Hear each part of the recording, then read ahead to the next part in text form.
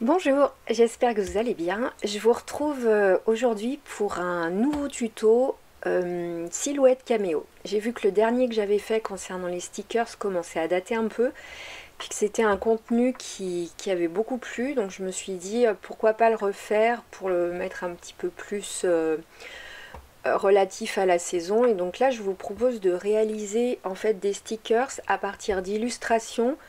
Donc moi je les ai pris sur Canva, je sais pas, et je les ai transformés, je les ai découpés sur un papier stickers, ce qui fait que ça fait des autocollants. Après, si vous les imprimez sur un papier, comment dire, normal, ça peut vous faire des die cuts aussi. Donc vous voyez qu'on n'est pas restreint par le format.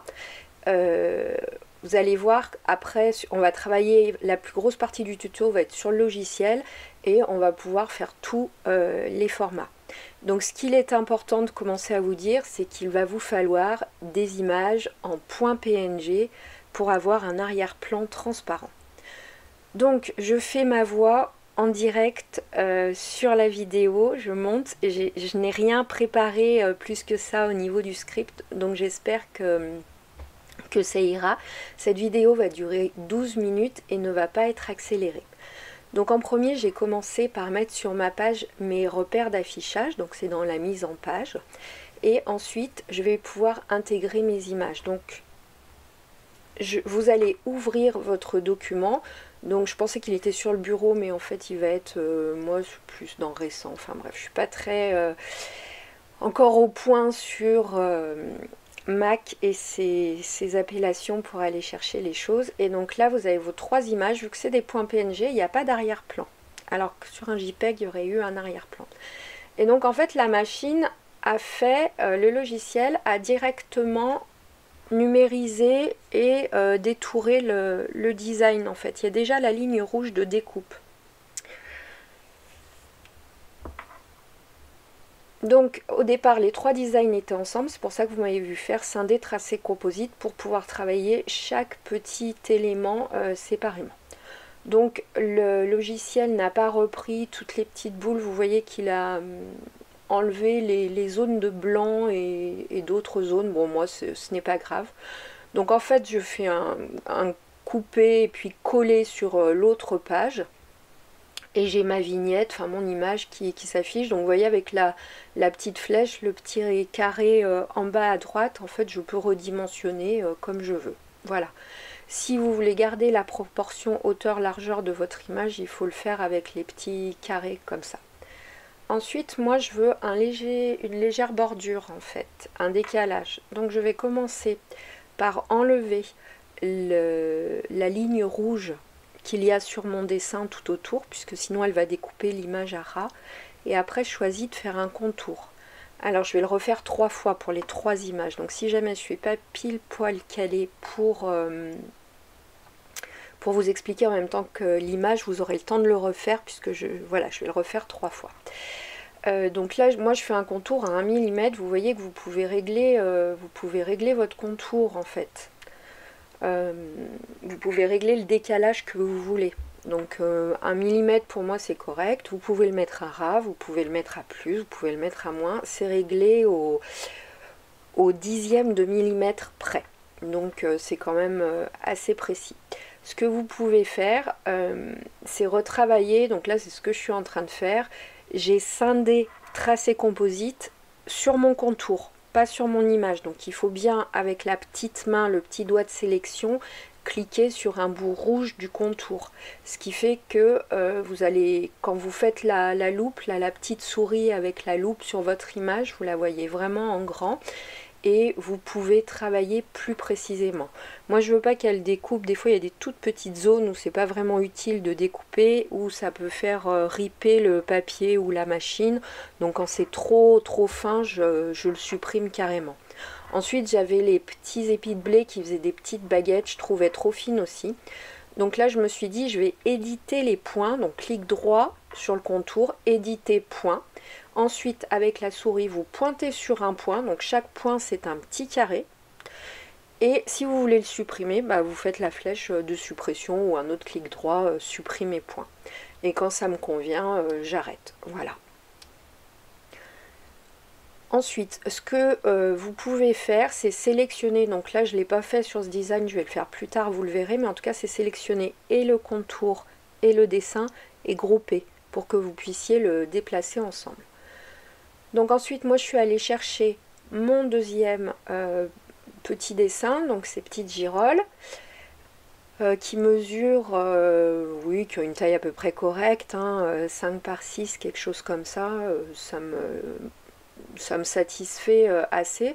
Donc je fais pareil, la petite loupe pour zoomer uniquement sur cette image et pour pouvoir travailler de manière précise et correcte sur le design. Donc là je vais répéter les opérations. Donc je fais un contour, vous voyez que c'est une image qui a beaucoup moins de détails, il n'y a pas de petites tiges, les contours sont beaucoup plus ronds, plus arrondis. La qualité est vraiment bien. Ces illustrations dans Canva, j'ai tapé champignons aquarelle. Voilà, si jamais vous voulez aller chercher vous aussi. Donc il y a des images payantes et il y a des images gratuites. Voilà. Donc comme je les utilise pour mon usage personnel, je ne m'occupe pas des droits en fait, puisque je n'en fais pas commerce. C'est pour moi, pour ma petite déco d'automne. Alors, le dernier dessin que je vais aller chercher va avoir beaucoup plus de détails fins. Donc là, je vais faire pas exactement pareil. Je vais d'abord enlever le contour, la ligne rouge qui est en contour autour du dessin, pour pouvoir faire mon contour, moi, à 1 mm. Comme ça, toutes mes illustrations auront un contour à 1 mm. Je vous rappelle que si vous ne voulez pas ce contour à 1 mm, vous laissez tel quel. Le logiciel l'a déjà, en gros, l'a déjà découpé. Donc je rouvre ma fenêtre contour, j'applique. Donc vous avez toujours à l'écran comment il le fait automatiquement. Donc ça, si vous faites annuler, il l'enlève en fait. Donc vous voyez toujours ce que ça va donner. Donc là, j'avais qu'une petite partie à évider, donc c'est ce que j'ai fait. Donc c'est pareil, je rappelle, pour enlever une petite partie, par contre c'est une petite partie que du contour. Donc ne cliquez pas par exemple là sur le champignon, il faut cliquer vraiment sur le trait rouge, sur le contour précisément. N'hésitez pas à agrandir si jamais vous avez besoin et si jamais vous n'êtes pas assez précis en tout cas. Ensuite, donc là je viens de faire j'ai regroupé mon contour plus mon image, ce qui fait que si jamais j'ai à bouger, les deux vont se déplacer ensemble. Chaque action n'est jamais définitive. Vous pouvez toujours revenir en arrière et pour grouper, vous pouvez toujours dégrouper. Donc voilà, sur mon papier A4, donc moi je voulais des gros stickers, donc j'ai mis ces trois illustrations. Et maintenant je passe à la partie impression. Donc l'impression c'est sur votre imprimante de bureau, celle que vous avez. Donc moi je fais les réglages en fonction de mon imprimante. Je choisis, bah voilà, j'ai un bon papier, vous allez le voir dans très peu de temps, je vous ai mis en incrustation la photo du papier que j'utilise. Voilà. Et du coup, c'est des papiers stickers qui sont de bonne qualité, qui sont plus épais. Je trouve que c'est mieux pour la machine. Voilà, donc l'impression est terminée. Donc mon imprimante a imprimé évidemment les 3 petites marques de découpe dans les 3 coins qu'il faut. Donc je vais placer maintenant cette feuille de stickers sur ma planche de découpe. Vous m'avez vu tourner ma planche de découpe. En fait, c'est juste pour utiliser ma planche en entier. Vous pouvez l'utiliser des deux côtés, il n'y a pas de souci. Donc voilà, n'hésitez pas d'ailleurs à changer l'orientation et à la tourner régulièrement, ça évitera qu'elle s'use plus d'un côté que de l'autre. Enfin, en tout cas, voilà, vous utiliserez vraiment toute la plaque de découpe, puisque chaque utilisateur de Cameo sait bien que il vaut mieux, enfin les plaques de découpe c'est ce qui s'use le plus. Donc ensuite on va travailler, quand on fait envoyer, on fait pas simple, on fait ligne. et vous voyez qu'il y a les deux carrés, il y a le rouge et le blanc. Et donc automatiquement le logiciel a compris que je voulais qu'il me découpe que le rouge, donc que mon contour. Donc tout ce qui est blanc sans ligne, il aurait pu me découper aussi, mais là c'est décoché, ça veut dire que ça ne va pas être découpé. Donc en rouge, vous voyez vraiment ce que la machine va découper. Et vous pouvez envoyer votre découpe. Donc vous avez à l'écran, vous referez une petite machine arrière, vous avez mes paramètres de découpe par rapport au papier que j'utilise micro application. N'hésitez pas à revenir et à faire pause pour les noter. Moi je découpe les stickers en vitesse 1, j'aime bien parce que ça m'évite... en fait j'ai le temps quoi, je suis pas une entreprise, je les découpe pour moi et du coup la machine est précise. J'utilise aussi une lame premium que je règle à la main et je trouve que j'ai une bien meilleure qualité de découpe que sur les lames Autoblade, celles qui s'ajustent automatiquement. N'oubliez pas de sélectionner justement sur les types de lames dans le logiciel au moment d'envoyer la découpe. Donc là ma découpe est terminée, elle est réalisée. Donc vous voyez que je commence à enlever le tour, donc j'y vais doucement puisque c'est du sticker, c'est du coup vous avez la pellicule adhésive qui peut rester, enfin la protection de pellicule adhésive qui peut rester bloquée, enfin collée sur la planche de découpe, donc je fais attention. Quand j'ai des parties qui résistent un peu, ce qui arrive très fréquemment, j'hésite pas à tourner, pas à tourner mais à plier un petit peu le papier sur la pliure et puis au bout de 2-3 plis ça vient. Sinon vous pouvez lancer une seconde découpe, ça... Voilà, comme ça vous n'aurez plus de... Enfin ça se découpera tout seul.